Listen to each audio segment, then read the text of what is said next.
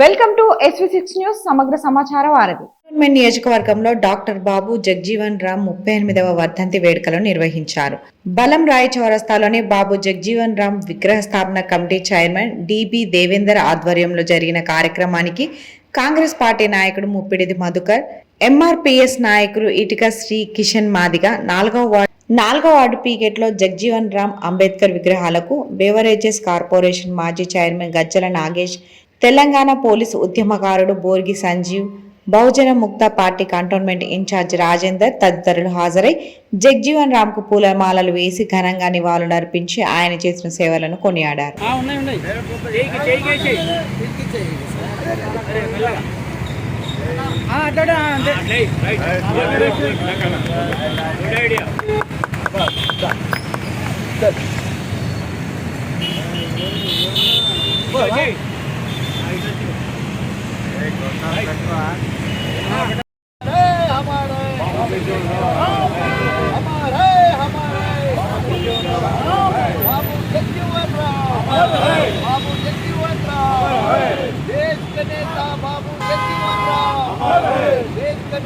बाबू जगजीवन राम, देश का नेता बाबू जगजीवन राम, जब तक सूरज चांद रहेगा बाबू जगजीवन राम रहेगा, जब तक सूरज चांद रहेगा, जब तक सूरज चांद रहेगा, डॉक्टर बाबू जगजीवन राम अमर है, डॉक्टर बाबू जगजीवन राम, डॉक्टर बाबू जगजीवन राम,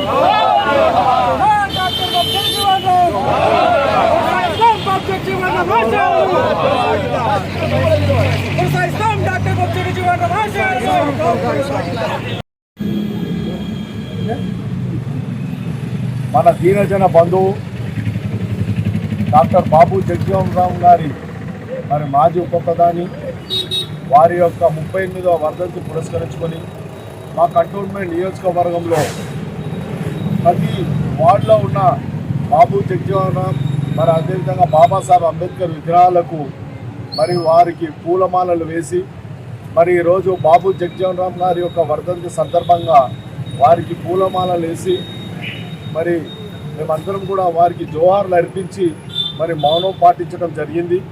మరి అదేవిధంగా వారు భారతదేశాన్ని యొక్క అభ్యున్నతి కొరకు, దేశ అభివృద్ధి కొరకు, దేశ సమగ్రత కొరకు, భారతదేశంలో ఉన్న పేద ధనికుల యొక్క తారతమ్యాలను రూపుమాపడానికి మరి యువకుల లోపల చైతన్యం తీసుకురావడానికి వారు చేసిన సేవలు చాలా గొప్పవి.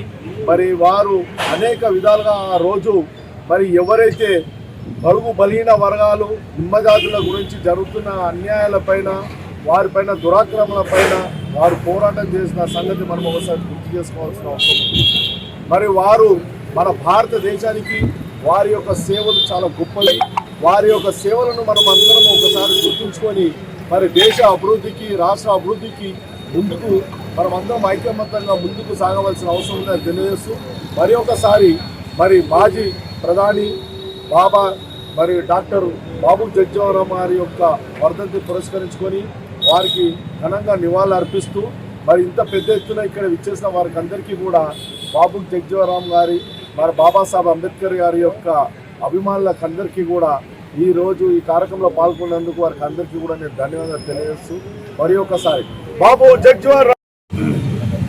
ఈరోజు డాక్టర్ బాబు జగ్జీవన్ రామ్ గారి యొక్క వర్ధంతి సందర్భంగా వారికి మరియు డాక్టర్ బాబాసాహెబ్ అంబేద్కర్ గారికి నివాళులు అర్పించడం జరిగింది. ముఖ్యంగా 76 సంవత్సరాలైంది ఈ దేశానికి స్వాతంత్రం వచ్చి.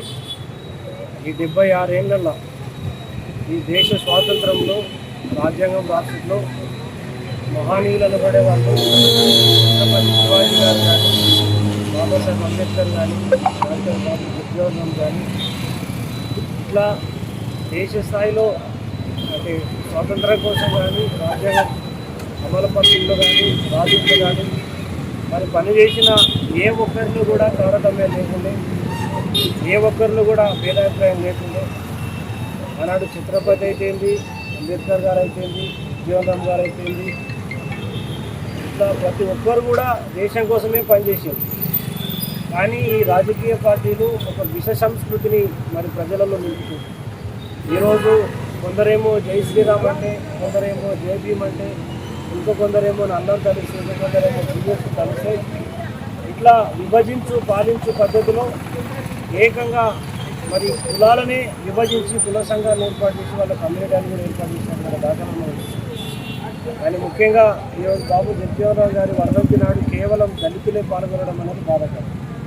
గతంలో బాబాసాహెబ్ అంబేద్కర్ గారి జయంతి వర్ధంతి నాడు దళితులే పాల్గొనడం బాధాకరం.